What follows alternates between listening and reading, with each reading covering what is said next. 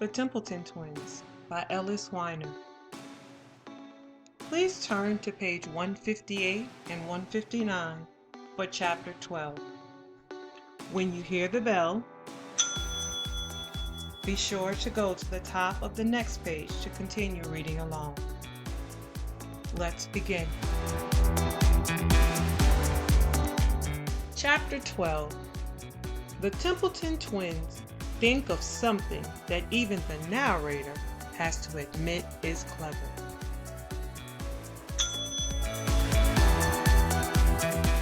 So there they were, out of the basement and outside. Because, you see, when John asks, "What's the last thing you expect to see when you come into a room?" Abigail had answered, "Yourself." And how true it is, not only for me, the narrator, and for you, the reader, but for Dandy Dean. Even if you're a twin, you don't expect to see yourself when you walk into a room or down a set of steps into a basement.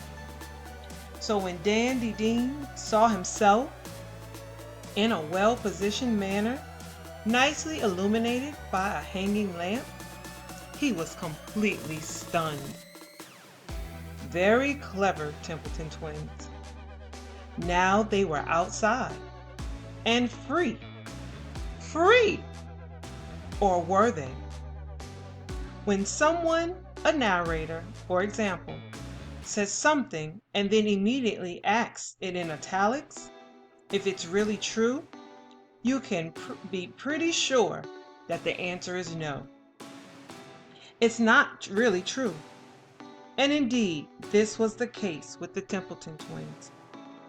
They were free because they had gotten out of the Dean brothers' basement, but they and their you-know-what dog were also in the middle of nowhere, maybe dozens of miles from their home or the police or anyone who could help them, and they had nothing to help themselves. So they weren't really free. They were just outside. From the house, they heard a muffling bang and an ow. This was the sound of Dandy Dean slamming himself into the basement door and trying to break the lock. It was a pretty strong lock, and he wasn't getting very far.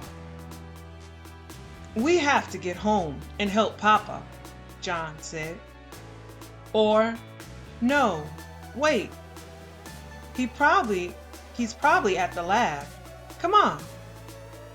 You will recall, I am sure, that earlier I made mention of an old metallic blue car in the front yard of the poorly kept house.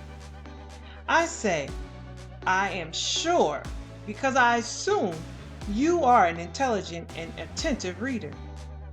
This is only fitting as I am an intelligent and attentive writer.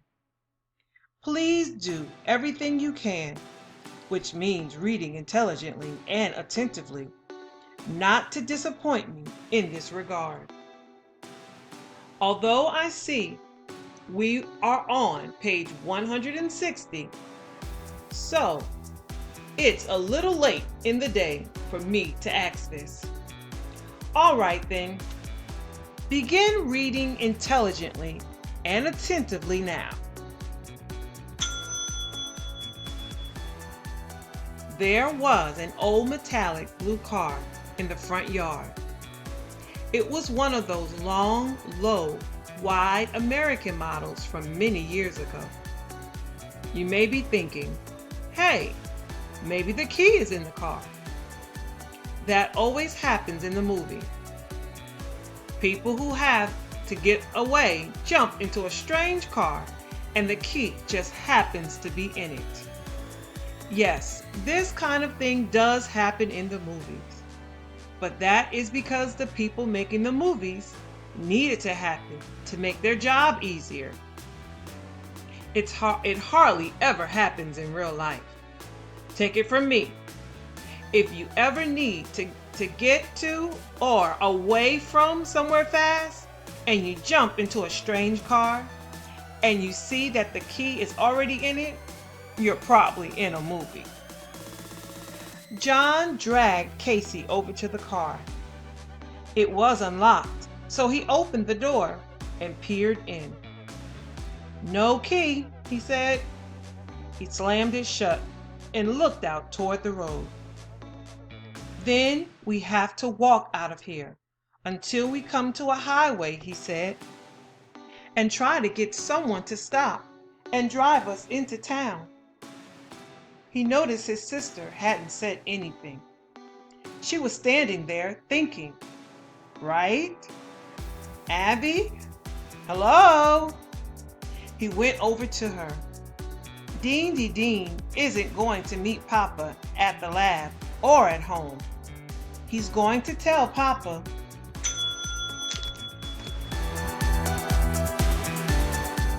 that we're being held prisoner and make Papa go somewhere with him where there won't be any people or police or anything. John thought about that for at most half a second and said, "You're right." Dan said that Dean went to pick up Papa. We don't know where Dean will take him. Just as John was about to sigh in frustration or flop his arms in a "I give up" gesture of despair, Abigail said, "Wait." And then she did the last thing he, or indeed you or I, would have expected her to do. She went back into the house. Isn't that unbelievable? It is. It's unbelievable. John just stood there, being shocked and finding it unbelievable. Then Abigail came rushing out the house, carrying a piece of paper. She handed it to him. "I think this is where he's taking Papa." John looked at the paper and said basically, "Huh? What is this?" This is what he saw.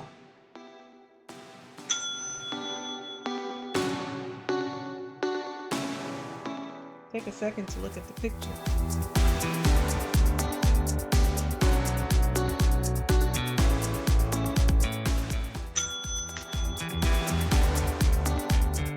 "When I first saw it, I thought it was a drawing of a balloon," Abigail said.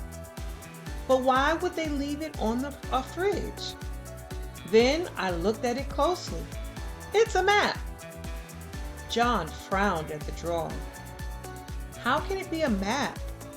Look at these weird words. Signify, Gern, Midwood.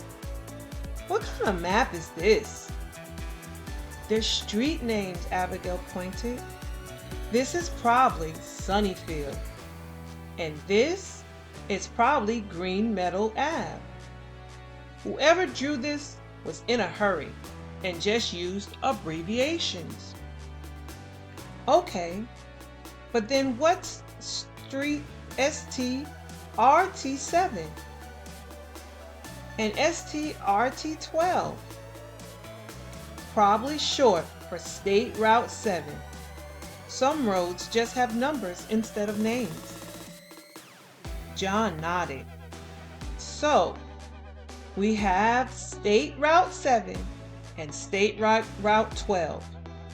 Hey, right, this is where Dean is taking Papa.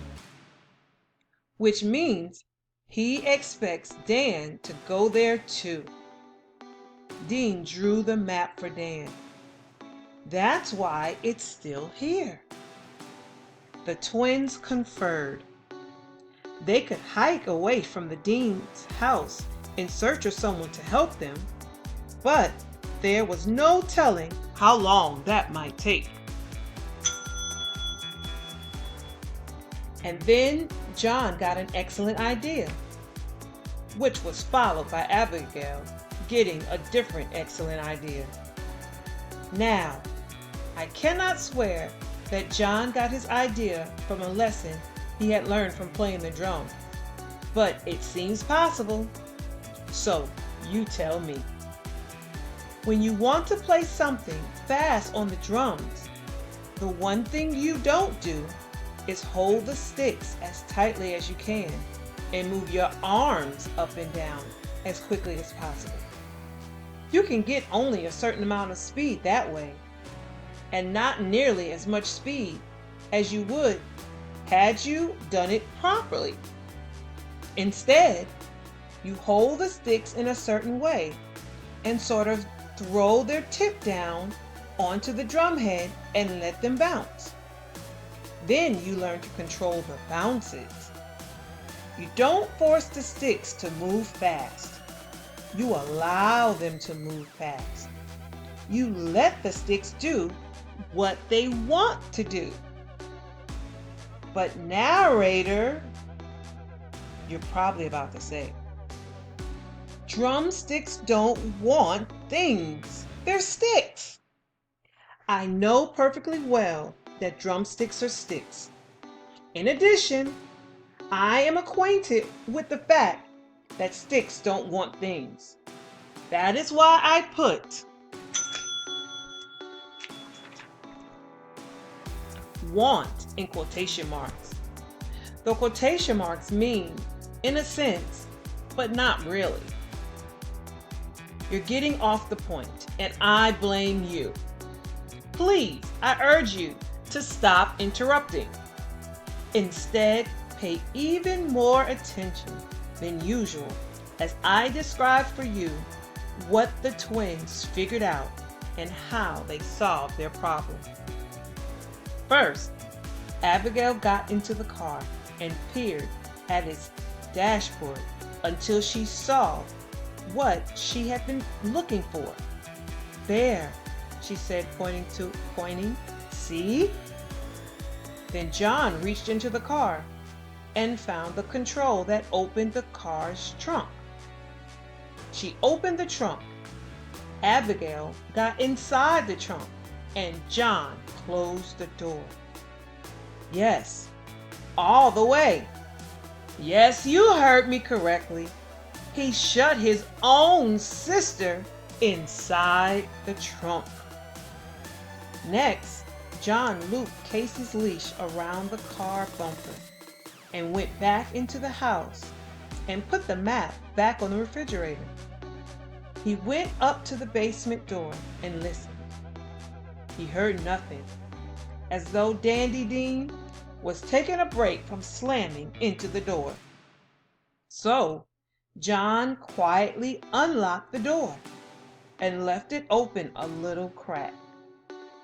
Then he ran outside and threw himself on the ground and hollered on the ground and rolled around. I know that you are upset at the news that John got his clothes even dirtier than he had got them in the basement. But I have learned to make my peace with it, and I expect no less from you. John sat on the ground until a moment later he heard the basement door bang open and saw Dandy Dean run out into the front yard. I hurt my ankle, John said, rubbing his left ankle and acting like a 12-year-old in great physical pain. That was why he threw himself on the ground, to make it look as though he had stumbled and hurt his ankle.